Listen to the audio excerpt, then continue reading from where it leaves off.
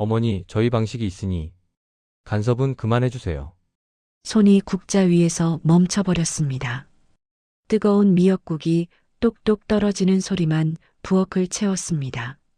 사위 도윤이 거실에서 던진 말이 칼날처럼 등 뒤를 파고들었습니다. 간섭이라고 했습니다.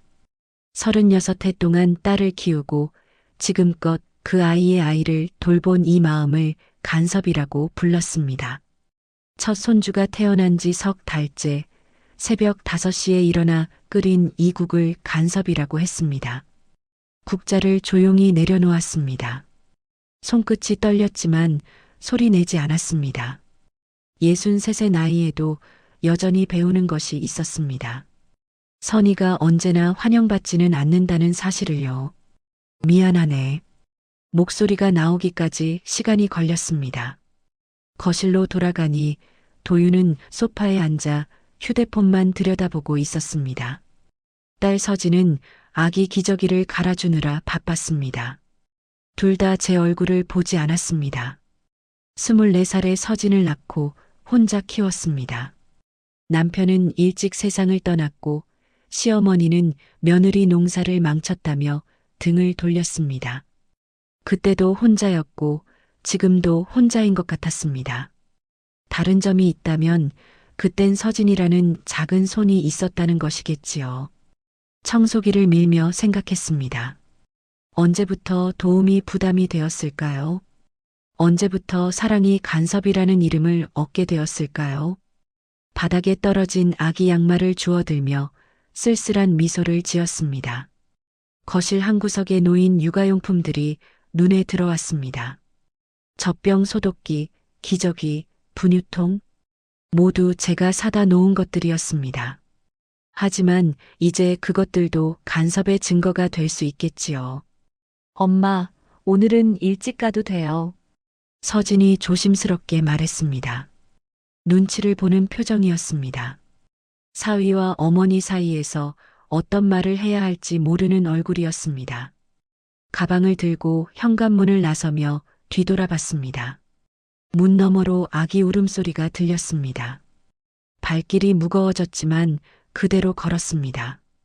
내일도 올 것입니다. 모레도, 그 다음 날도.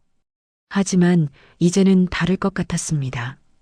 더 조심스럽게, 더 멀찍이서, 더 많이 참으며 올 것입니다. 간섭하지 않는 할머니가 되는 법을 배워야겠습니다. 일주일이 지났습니다. 간섭하지 않으려 애써도 손이 먼저 움직였습니다. 아기가 밤에 자주 깨서 서진이 지쳐 보였습니다. 젖병 소독 시간도 제각각이고 수유 간격도 들쭉날쭉했습니다. 그래서 작은 메모지에 적었습니다. 젖병 소독 3시간마다 낮잠 오후 2시 4시, 목욕 저녁 7시 전후. 냉장고 문에 조용히 붙여놓았습니다. 도움이 되기를 바라며. 엄마 이게 뭐예요? 서진이 메모를 보더니 당황한 표정을 지었습니다. 마침 그때 도윤이 들어왔습니다. 회사 동료들과 함께였습니다. 아, 안녕하세요. 동료들이 인사를 건넸습니다. 저도 고개를 숙여 인사했습니다. 그런데 도윤의 얼굴이 굳어졌습니다. 냉장고 문이 메모를 보고 있었습니다. 이 집 주인은 저희입니다. 차갑게 내뱉은 말이었습니다. 동료들 앞에서 했던 말이었습니다. 도윤은 메모를 떼어내더니 구겨버렸습니다. 미안하네. 입에서 저절로 나온 말이었습니다. 동료들이 서로 눈치를 보며 거실로 피했습니다. 서진은 아기를 안고 방으로 들어가 버렸습니다. 앞으로는 허락받고 하세요. 도윤이 구긴 메모를 제 손에 올려놓았습니다. 종이가 따뜻했습니다. 제 체온 때문인지 분노 때문인지 알 수 없었습니다. 구긴 메모를 펴서 가방에 넣었습니다. 정성스럽게 적었던 글자들이 찌그러져 있었습니다. 도움이 되려고 했는데 마음속으로 중얼거렸지만 소용없었습니다. 그날 밤 집에서 메모를 다시 들여다봤습니다. 36해 동안 딸을 키우며 터득한 지혜들이었습니다.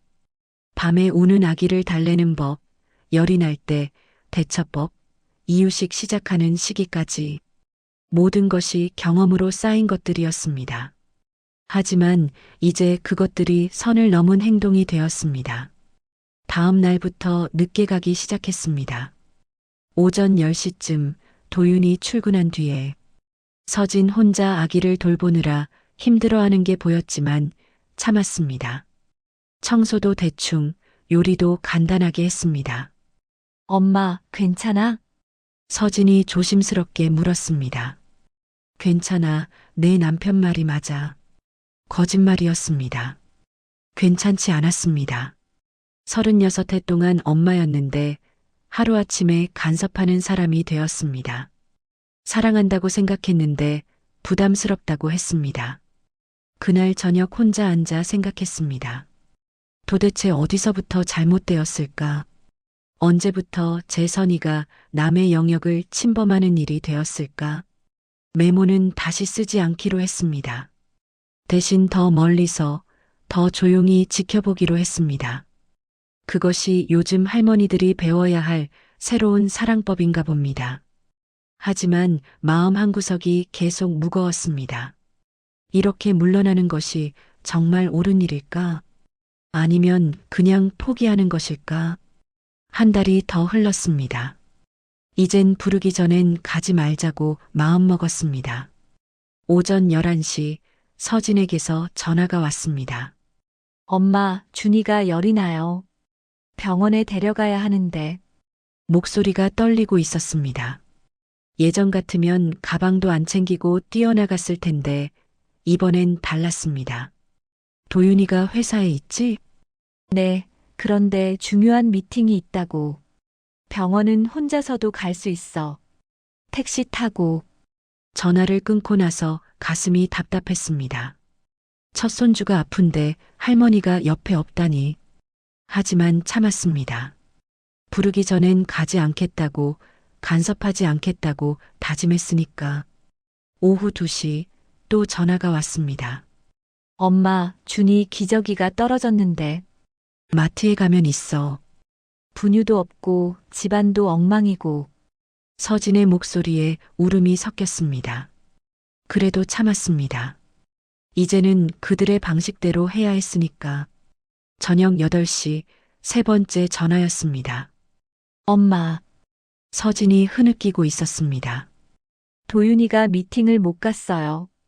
준이 때문에. 회사에서 나와야 했는데 화를 내며 나갔어요. 가슴이 무너져 내렸습니다. 하지만 여전히 집에 앉아 있었습니다. 그래도 엄마는 안 갈게. 너희 방식이 있다고 했잖아. 엄마, 전화가 끊어졌습니다. 그날 밤 잠이 오지 않았습니다. 창문 너머 서진의 아파트 방향을 바라봤습니다. 불이 늦게까지 켜져 있었습니다. 아마 준이가 아파서 잠을 못 자는 모양이었습니다. 다음 날 오전 평소보다 늦게 전화벨이 울렸습니다. 11시가 넘어서야. 어머니 죄송합니다. 도윤의 목소리였습니다. 처음으로 먼저 전화를 한 거였습니다. 어제 제가 너무 화를 냈습니다. 서진이가 많이 힘들어해요. 괜찮네, 다들 처음이니까. 그런데 어머니는 왜 안 오셨어요? 서진이가 전화했는데. 순간 말문이 막혔습니다. 간섭하지 말라고, 부르기 전엔 오지 말라고 했던 건 도윤이었는데 부르기 전엔 오지 말라고 했잖나. 긴 침묵이 흘렀습니다. 어머니, 도윤의 목소리가 작아졌습니다. 어머니가 없으니까 집이 이렇게 불안했는지 이제 알겠어요.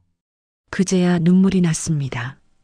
한 달 동안 꾹꾹 눌러 참았던 마음들이 터져 나왔습니다. 그럼 이제 어떻게 해야 하지? 혼자 중얼거렸습니다. 가도 간섭이고 가지 않아도 문제였습니다. 도대체 할머니는 어떤 거리를 지켜야 하는 걸까요? 하지만 한 가지는 확실해졌습니다. 그들도 저를 필요로 한다는 것.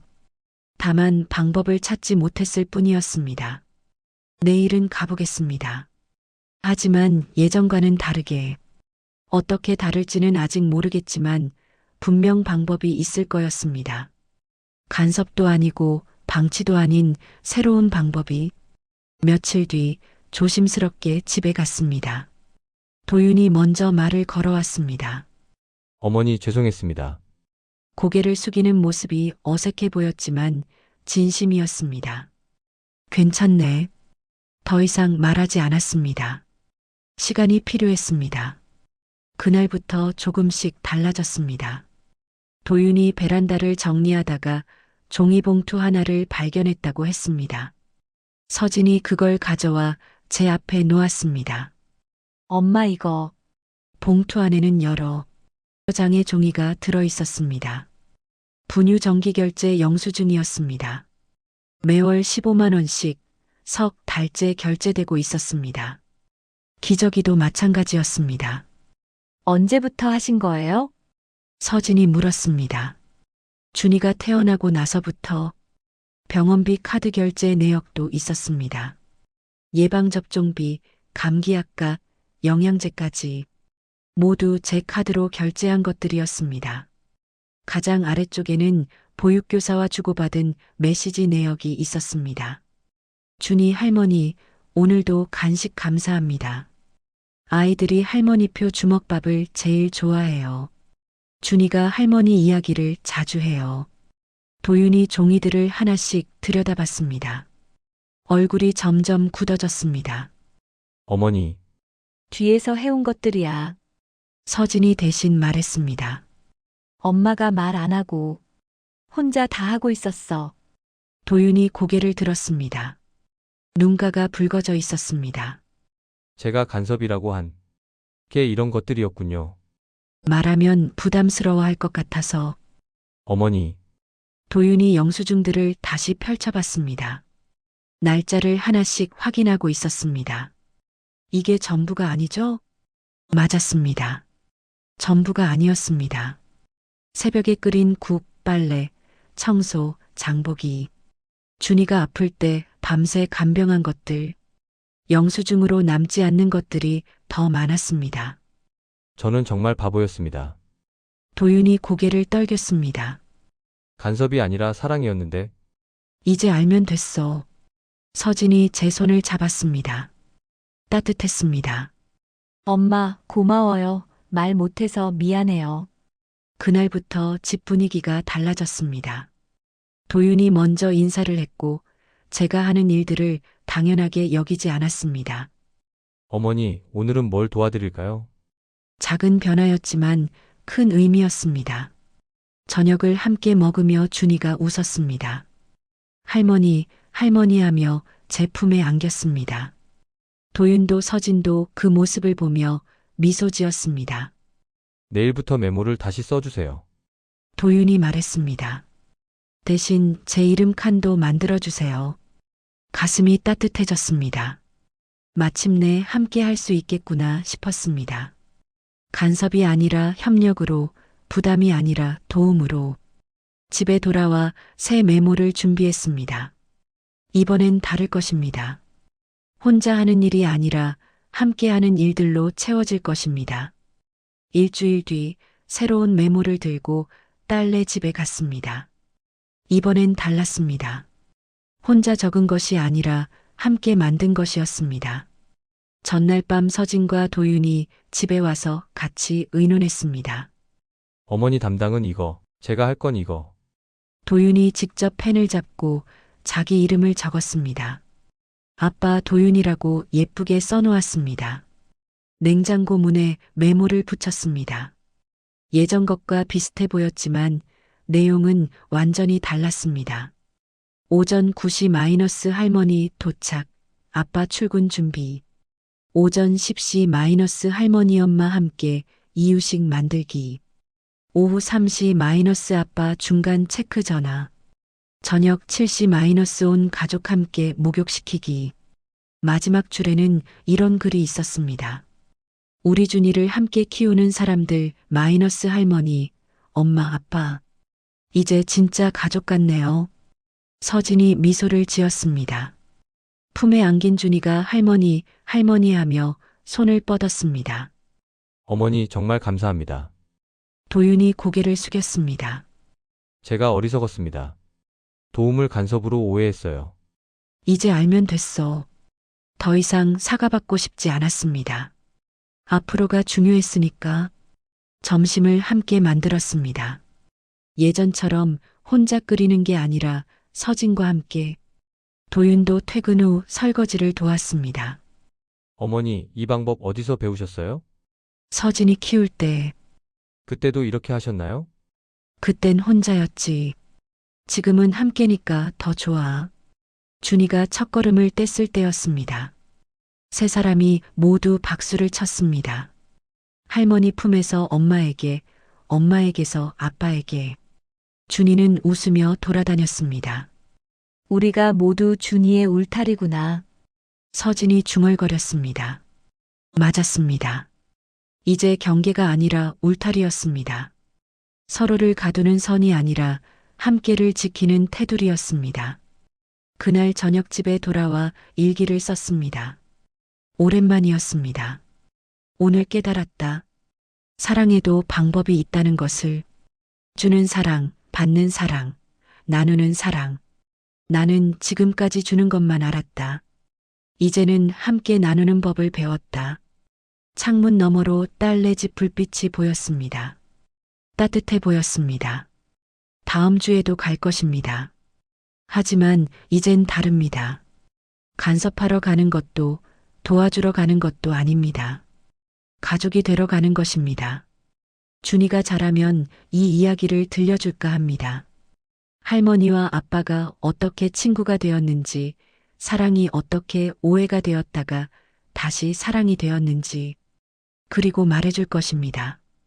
도움은 손을 내미는 일이고, 가족은 그 손을 잡아주는 일이라고. 메모 한 장으로 시작된 갈등이 메모 한 장으로 끝났습니다. 하지만 이제 그 메모는 명령이 아니라 약속이었습니다. 통제가 아니라 배려였습니다. 함께 살기 위한 작은 약속들이었습니다.